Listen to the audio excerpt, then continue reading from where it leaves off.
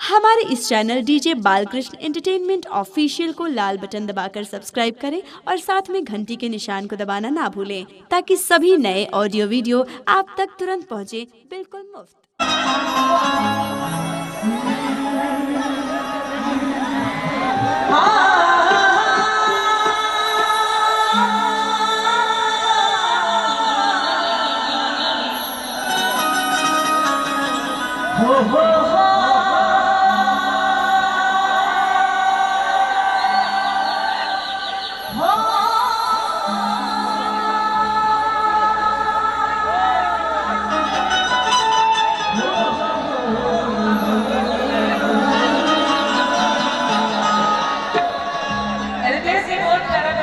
भजन सुनानी है, अपना भजन छोड़नी है, बड़ा अच्छा लग रहा है।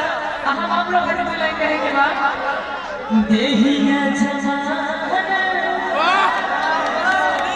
कहां पहना वाले और बड़ी राजा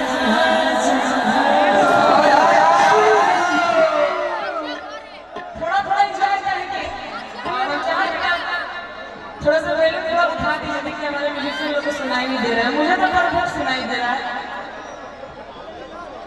अच्छा सुना ठीक है, वैल्यू बढ़ा दो, थोड़ा सा बढ़ा दीजिए। देखिए हमारे म्यूजिशियन लोग का डिमांड है, थोड़ा सा वैल्यू बढ़ा दीजिए। मंच वाला जो साउंड है इसका आवाज वाली मंच पे जैसा।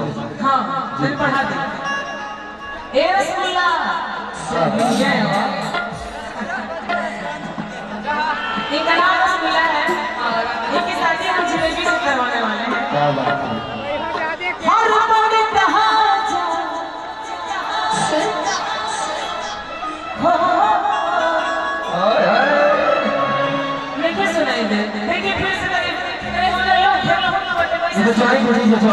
मंच पे हाँ वहाँ पर सुनाई दे रहा है। थोड़ा सा वहाँ पे जो साउंड के बाद थोड़ा चिपक के बैठे हम लोग साइड आ जाइए प्लीज। हमें यहाँ चिपक गए हैं, थोड़ा सा छोड़ दीजिए आप। इधर से आप लोग छोड़ दीजिए। अब साउंड के अंदर मेहरारू सब मतलब चिपक के बैठे रहते हैं, दूर दूर आते हैं। अब ये ऐसा है, आई आओ देहिया जवान ओए होए तो हम मोहन वाले क्या बात है।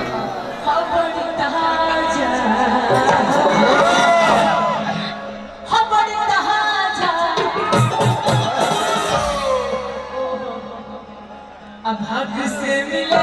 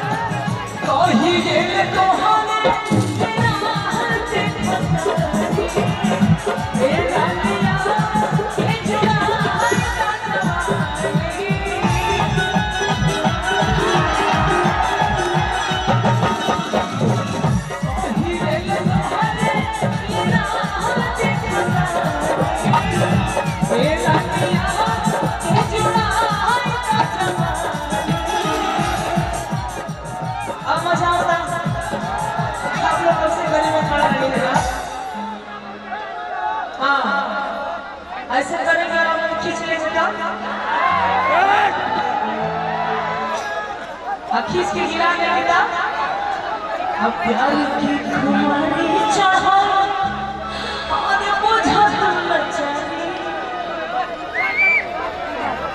ये गिरा नहीं दिया है आप ही लोग हर लौटा महाजा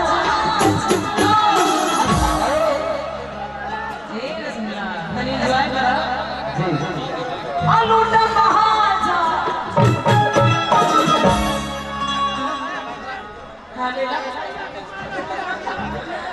अब हाथ से मिले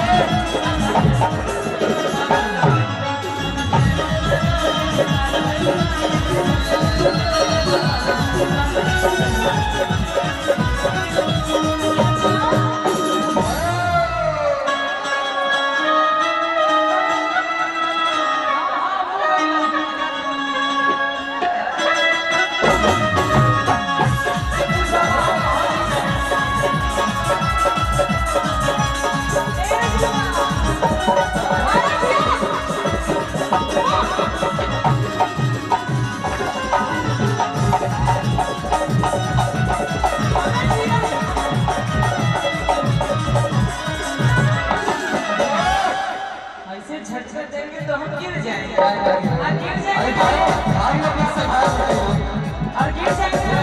भाग जाएंगे तो क्या करेंगे गाँव में का रहत के एगो लाइन याद आएगा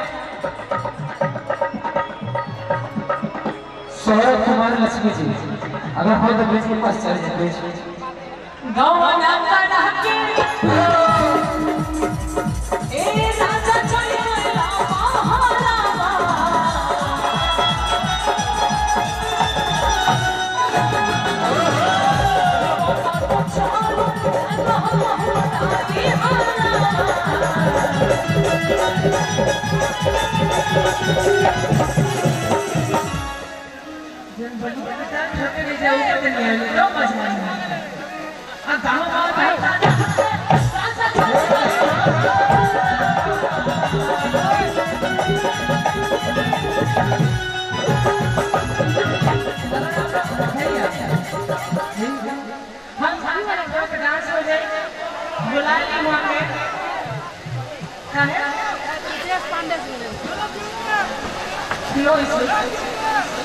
कोई दिक्कत नहीं आइए हम लोग